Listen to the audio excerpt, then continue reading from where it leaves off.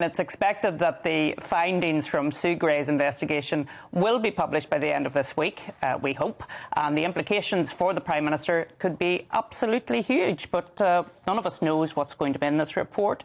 I think there are different takes on what the purpose of the report is. For me, she's trying to find out the facts of what happened, and then she'll bring that forward. Is that what you understand? Yeah, I mean, I think her terms of reference are quite limited, aren't they? But from reports, she's a woman with integrity. She's a woman who's ruthless. She's a woman who will leave no stone unturned in pursuit of the facts.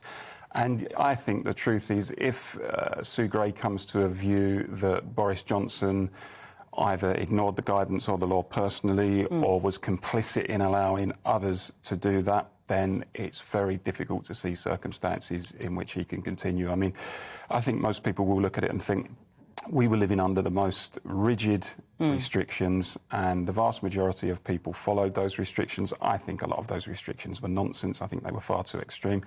But nonetheless, they were in place at the time, and you cannot have a situation where the people who are making the rules ignore those rules with abandon. So if it criticises him in that regard, it's very difficult to see him carrying on, I think. I think the passage of time is very, very important in all of this. This time last week, I thought it was going to come out, this report, on Thursday, and that would have been quite dramatic, the day after Prime Minister's questions. But now they're talking about next week. Well, next week could be the end of next week, and it might even slip into the week after. But supposing it pops out on Friday, for example, when all the members of Parliament are back in their constituencies. Let's face it, these rebels are pretty poorly organised. They appear to be different factions. There's no central control. They basically scurried under the skirting boards now. There's none of them around to be interviewed.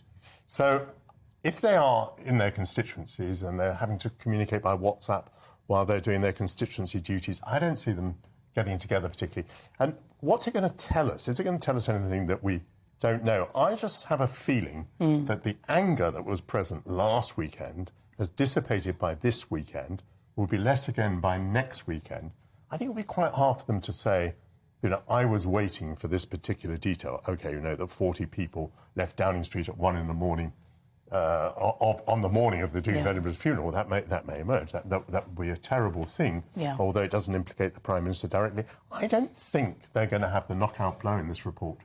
Well, I have noticed just this last week as well, there has been more conversations about, there was a party, but what about what's happening in Russia? What about the cost of living crisis? What about the security of our energy and the cost of our energy? People are moving on. And I think you're right on that, Michael. But it will be, of course, there'll be a feeding frenzy when the report comes out, Paul, because everybody will be wanting to see what's there. I mean, I think you're right to a certain degree that there are much bigger things at play out there in the big wide world, which focuses the minds of the public. But I also think it's true that the electorate hate hypocrisy. Oh, they do. They hate hypocrisy and they hate impropriety, and they feel that if they are making sacrifices, regardless of whether or not you think, as I said, the restrictions were legitimate, if they are making sacrifices and they see their leaders saying one thing and doing another, that does anger people. And although you may be right, Michael, in terms of the anger amongst Tory MPs dissipating, but whether it will among the public, I mean, as I understand, Tory MPs, their inboxes are overfilled with angry constituents. And when the report comes out, that may happen again. So they may be subject to that pressure from their constituents, possibly. These MPs are having to calculate something which is incalculable, which is what will be the degree of anger in 2.5 years' time when there might be a general election. Now, I think what I'm saying is that whereas last weekend they probably thought there's no way that Boris will be forgiven for this, even in 2.5 years' time, therefore we should get rid of him. With the passage of time, they might think, my goodness, if tempers have cooled that much in 1 week, how much might they have cooled in 2.5 years? I mean, really, will people remember this very vividly? You're not suggesting that Tory MPs would place opportunism over principle, surely? Of course I am. This whole thing is about their seats. We all know that. And in a way, so it should be. It's all about winning the respect and support of the public. But the second half of their decision is, whatever conclusion they reach about what people may think about Boris in 2.5 years, do they think Rishi Sunak, Jeremy Hunt, Liz Truss is a better bet?